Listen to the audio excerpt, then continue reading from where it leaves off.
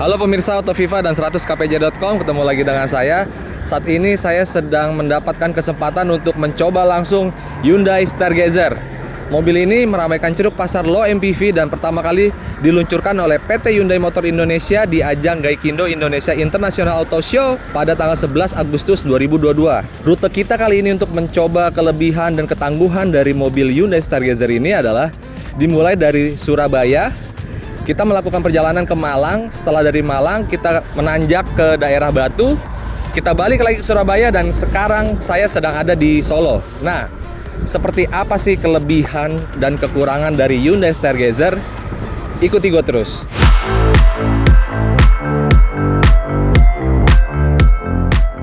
Hyundai Stargazer yang kami coba adalah tipe Prime EVT yang dijual 307 juta lebih 100 ribu. Stargazer tipe tertinggi ini sudah dilengkapi berbagai teknologi canggih. Yang pertama yang kami coba adalah sistem konektivitas BlueLink. Fitur ini dapat menghubungkan mobil dengan smartphone melalui aplikasi dari jaringan internet. Berkat fitur tersebutlah kami bisa menghidupkan mesin sekaligus AC dari jarak jauh melalui smartphone. Berkat BlueLink, kami juga bisa melihat lokasi terakhir mobil diparkir hingga memantau pergerakan mobil jika sedang digunakan oleh orang lain, terutama keluarga terdekat. Dan masih banyak lagi fungsi yang bisa dilakukan oleh fitur tersebut. Selanjutnya, kami merasakan langsung sistem keselamatan Hyundai Smart Sense atau Advanced Driver Assistance System. Tanpa disadari, saat mobil melewati marka jalan, setir memberikan perlawanan cukup kuat agar mobil kembali ke jalur tengah. Sehingga saat kami ingin menyalip dengan melewati marka jalan, tentu kami perlu mengaktifkan lampu sein agar setir mengikuti kemauan pengemudi. Saat memasuki jalan tol Surabaya-Malang, kami mencoba mengaktifkan cruise control serta lane keeping assist. Dengan begitu, mobil secara otomatis berjalan sendiri di atas 60 km per jam tanpa perlu menginjak pedal gas. Bahkan, setir otomatis mengkoreksi pergerakan mobil tanpa kendali pengemudi. Ya, layaknya semi-otonom. Namun dalam waktu beberapa detik, muncul indikator di panel instrumen agar kami kembali memegang setir. Ya, karena level semi-otonomnya bukan seperti Tesla Model 3 ya guys. Pokoknya canggih banget nih.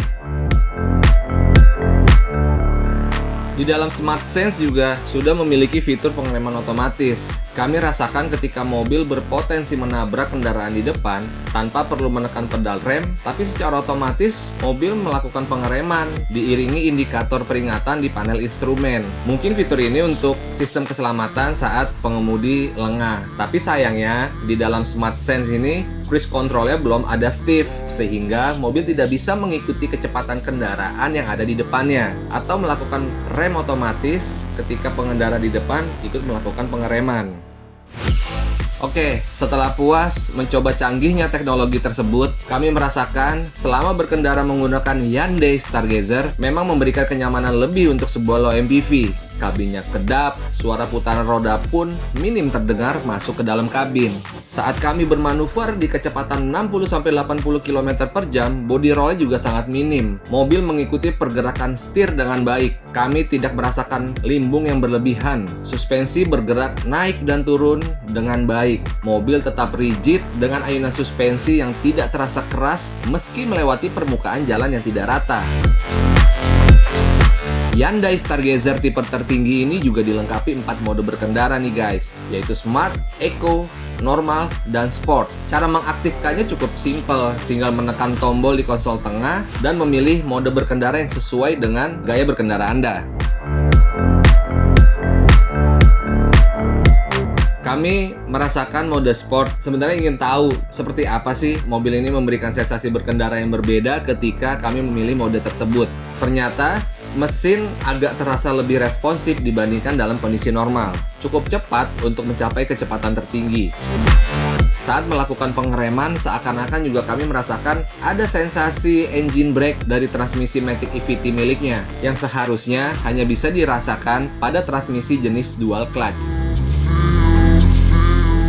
Soal kepraktisan, Hyundai Stargazer menurut kami untuk kapasitas bagasi belakangnya tidak tergolong luas-luas banget, terlebih ketika kursi baris ketiga dalam posisi berdiri, belum dilipat. Mungkin ini menjadi konsekuensi mereka untuk kenyamanan penumpang di bagian baris kedua, di mana kami merasakan ruang kaki yang cukup luas, headroom yang cukup luas ketika duduk di bangku baris kedua. Terlebih, unit yang kami coba saat itu sudah menggunakan model captain seat, sehingga terasa duduk di mobil kelas premium, guys. Beberapa poin yang menjadi catatan dari mobil buatan Cikarang, Jawa Barat ini adalah jika dibandingkan Veloz atau Expander dan pesaingnya, Hyundai Stargazer masih mengandalkan rem tangan atau rem parkir yang manual, belum elektrik. Lalu bahan dashboardnya dan beberapa bagian trimnya masih menggunakan material keras dan jahitan palsu di dekat door trim. Sementara untuk joknya keseluruhan untuk tipe tertinggi ini sudah dibalut bahan semi kulit, guys. Dan desain eksteriornya yang terlalu futuristis mungkin bisa menjadi bumerang nih buat Hyundai, karena menurut kami Stargazer itu ibarat buah durian. Ada orang yang suka banget sama tampilan mobil ini, namun ada juga yang tidak menyukainya sama sekali. Hal itu juga sempat diakui kok oleh COO PT Hyundai Motor Indonesia, Pak Makmur. Oke, sekian hasil test drive kami bersama Hyundai Stargazer. Soal konsumsi bahan bakarnya kami akan informasikan lebih lanjut saat kami meminjam unitnya secara eksklusif. Jangan lupa untuk like video ini dan subscribe channel YouTube viva.co.id dan 100kpj.com. Sampai jumpa di review selanjutnya. Sehat selalu buat kalian.